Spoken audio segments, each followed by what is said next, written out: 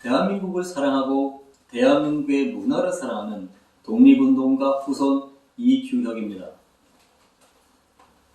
지난 시간에는 1300년 전의 불국사와 석굴암을 통하여 우리 조상들이 얼마나 규칙적이고 창조적이고 과학적으로 건축을 하였는지를 보았습니다.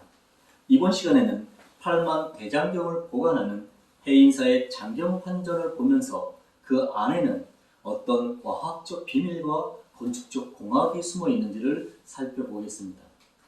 고려는 북방의 거란족과 몽골족에게 큰 침략을 받았습니다. 거란족은 993년부터 1018년까지 고려를 3차례에 걸쳐 침략을 하였고, 몽골족은 1231년부터 1257년까지 8차례 침략을 하였습니다. 거란의 2차 침략 때인 1011년에 현종이 국민 정신을 통합하여 외적으로부터 국가와 국민을 지키겠다는 신앙심으로 18년 걸려 대장경판을 처음 제작하였습니다. 그런데 1232년 몽골족의 2차 침입 때 현종 때 만들어진 대장경판이 불에 완전히 소실되는 사건이 발생되었습니다. 고종 때 무신 정권의 권력자인 최후에 의하여 1237년부터 1248년까지 12년 동안 대장경판을 새로 제작하였는데, 이때 제작된 것이 현재 해인사에 보관되고 있는 대장경판입니다. 고려 현종 때 처음 만든 대장경판을 초조 대장경판이라고 부르고, 현재 대장경판은 불로 소실되었지만 책으로 국내 300여 권과 일본에 2000여 권이 있다고 합니다. 고려 고종 때 만든 대장경판은 몽골의 침입으로 불타버린 것을 다시 새겼다고 하여 제조 대장경판이라고 부르기도 하고, 현재 해인사에 있고 고려시대에 새긴 대장경판이라 하여 해인사 고려 대장경판이라고 합니다.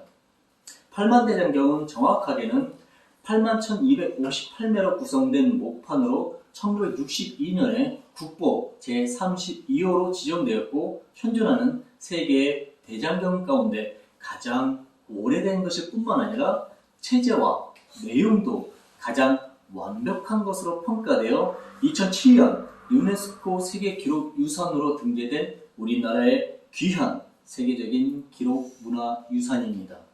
많은 사람의 수고와 노력으로 보존된 8만 대장경만을 잘 보존하기 위하여 지어진 건물이 해인사 장경판전입니다. 8만 대장경은 처음에는 강화 선원사에 보관되었던 것을 1488년에 해인사 장경판전으로 옮겨졌습니다. 1488년에 완성된 장경판전은 길이는 60.44m 혹은 8.73m인 두 채로 이루어져 있습니다. 그런데 실제로 해인사에 가보시면 네모 모양으로 배치된 4채의 건물을 볼 수 있습니다. 나중에 들어선 2채의 건물은 사간판을 보관하는 곳으로 추후에 세워진 것입니다. 사간판은 중앙관청이 아닌 지방관청이나 절에서 새긴 고려 목판을 말합니다. 동쪽에 위치한 건물을 동사간판전, 서쪽에 자리한 건물을 서사간판전이라고 합니다. 장경판전은 남쪽에 세워진 건물은 수다라장, 북쪽에 세워진 건물은 법보전이라고 합니다. 장경판전을 보면 나무와 하얀 회벽으로 이루어져 단순하고 평범해 보이는 건물에 불과합니다. 오히려 장경판전 아래쪽에 있는 대적광전과 대비로전이 다포식 공포의 수려한 단청으로 채색되어 건물의 아름다움을 뽐내고 있는 것처럼 보입니다. 그러나 장경판전의 단순함과 평범함 속에 숨겨진 과학적 비밀 덕분에 오늘날 8만 대장경을 볼 수 있는 것입니다. 그럼 장경판전에 있는 어떤 지혜와 과학이 있을까요? 첫째는 장경판전의 위치입니다. 가야산 중턱에 남서향으로 배치하므로 목재에게 치명적인 여름의 고온 다습한 남동풍을 차단하였습니다. 둘째는 풍부한 일조량의 확보입니다. 실내 안까지 풍부한 일조가 확보되므로 실내의 습하고 눅눅함을 제거해 주었습니다. 셋째는 장경판전의 건물 구조입니다. 장경판전을 둘러다보면 가장 먼저 발견할 수 있는 것이 나무 창살이에 달린 여러 개의 창입니다.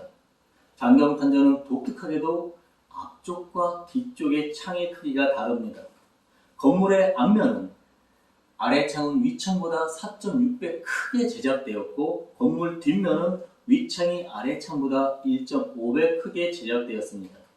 단순해 보이는 붙박이 창이지만 공기를 순환시키는 과학적인 구조로 설계되었습니다.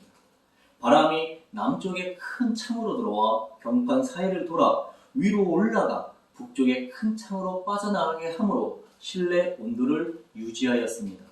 이것을 일명 굴뚝 효과라고 부릅니다. 장경판전 안으로 들어온 공기가 경판과 실내를 돌아서 빠져나가도록 설계한 창 덕분에 팔만대장경은 상하지 않고 원형 상태를 유지할 수 있었습니다. 넷째는 장경판전 실내의 특별한 바닥 구조입니다. 우리 조상들은 장경판전을 지으면서 바닥을 깊게 파고 숯과 소금과 횟가루를 모래와 찰흙에 섞어서 다져 놓았습니다. 숯과 소금, 횟가루, 찰흙, 모래가 섞인 바닥은 비가 많이 내리는 장마철에는 습기를 빨아들이고, 비가 내리지 않는 건조할 때는 흙 속에 있는 수분을 내보내 팔만대장경과 건물이 적절한 습도를 유지하도록 해 주었습니다. 이처럼 과학적으로 설계한 덕분에 팔만대장경은 오늘까지 온전한 모습으로 우리에게 남아 있습니다. 한때 최신 설비를 갖춘 현대적 건물을 짓고 대장경판을 옮겼다가 오히려 목판이 변형이 생기고 문제가 발생되어 다시 지금의 장경판전으로 옮기는 해프닝도 있었습니다. 한마디로 현대 과학기술로 해결하지 못한 것을 해결하는 놀라운 과학적, 기술적 장경판전은 눈에 보이지 않는 공기의 움직임까지 고려한 건축공학입니다. 또한 장경판전 주변은 우천시 물이 잘 빠지도록 건물 사면에 배수로를 설치하여 주었습니다. 신라시대에 창건된 해인사는 여러 차례에 걸쳐 화재가 발생하여 많은 건물이 잿더미로 변했습니다. 그런데 여러 화재 속에서도 장경판전만은 유일하게 500년이 넘도록 원래 모습을 그대로 보존하고 있습니다. 그 이유는 다른 건물과 일정한 거리를 유지하도록 위치를 잡았고, 주변 건물보다 훨씬 높은 곳에 짓고 사방으로 완벽한 담장을 설치하여 불이 옮겨 붙지 못하도록 하였기 때문입니다. 한국 전쟁 때에도 해인사와 팔만대장경은 폭격으로 소실될 위기가 있었습니다. 인천 산육작전 이후 퇴각하지 못한 천여 명의 북한군 잔당들이 해인사를 중심으로 게릴라전을 전개하였습니다. 이에 유엔군 사령부실에서 북한군 잔당을 소멸시키기 위하여 폭격기 4대로 해인사를 폭격하라는 명령을 내렸으나, 당시 명령을 받았던 공군 편대장 김용환 대령은 폭격으로 우리의 중요하고 소중한 문화재인 해인사와 팔만대장경이 소실될 것을 우려해 목숨을 걸고 그 명령을 따르지 않았습니다. 이로써 해인사는 폭격당할 위기를 넘기게 되었고, 세계적인 기록 유산이 오늘까지 보존될 수 있었습니다. 현재 해인사 경내에는 김영환 장군을 기리는 공독비가 세워져 있습니다. 해인사를 가시면 김영환 장군의 공독비에 한 분 방문하셔서 세계적인 우리의 소중한 문화유산을 지킨 한 영웅을 기억하시는 것도 좋을 것 같습니다. 우리는 우수한 창조적 과학적 지식뿐만 아니라 태양의 일조에 따른 건물의 잔영을 활용하여 아름다운 순간도 담는 조상들의 섬세한 미학적 감각의 DNA를 갖고 태어난 민족입니다.